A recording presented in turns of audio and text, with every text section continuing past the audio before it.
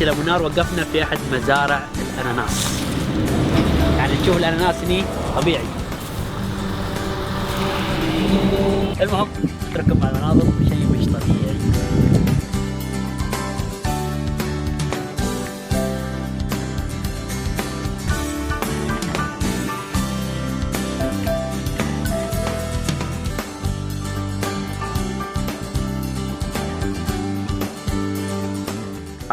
تعال اسوي معك لقاء. تعال منذر، انت وين حاليا؟ انا والله في الهند، في منطقة بنغور صح؟ طبعا المنار تشتهر بزراعة الشاهي وزراعة الخضار. اقول لك تعال تعال تعال تعال تعال تعال تعال تعال اركب.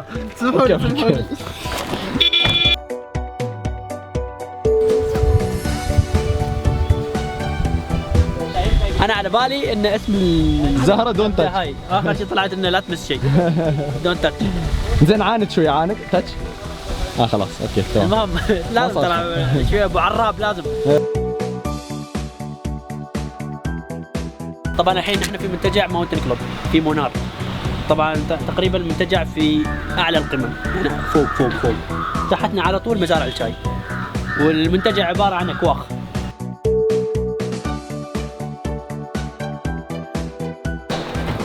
يا سلام.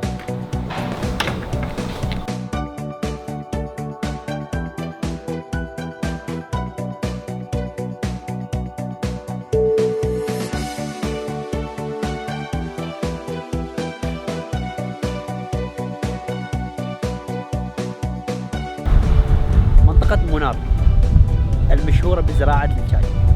طبعا انت لما تتكلم عن مشهورة بزراعة الشاي ما تتكلم عن مزرعتين، تتكلم عن آلاف الكيلومترات في الجبال مزروع فيها اشجار الشاي.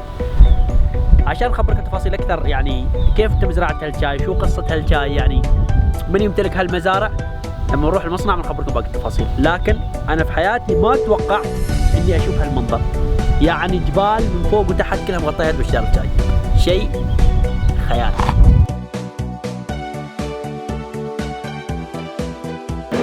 وصلنا الحين مصنع الشاي وبناخذكم جولة في مصنع الشاي.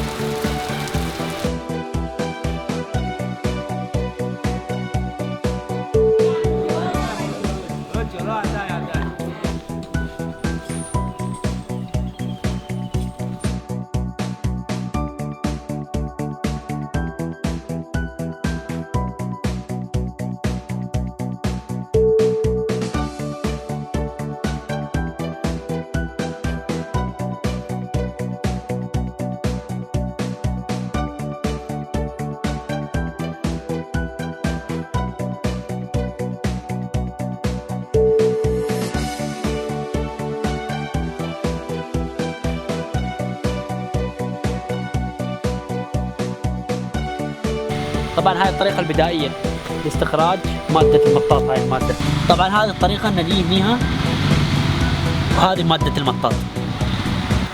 يعني إطارات السيارات ودوائر السيارات اطارات غير الدوائر، يعني غير، يعني عشان ما يستوي وايد رسمي، لا فاهمينهم اساسا. الحين في تجربة جديدة في منطقة البي، بنجرب بيت القارب، بنجلس في النهر يوم كامل.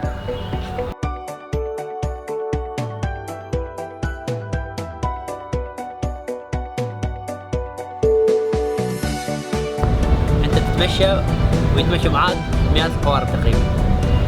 البي طبعا مثل ما ذكرناكم مدينة مشهورة في زراعة الأرز. شوف خلف البيوت كلها أرز، يعني آلاف الكيلومترات كلها مزروعة أرز.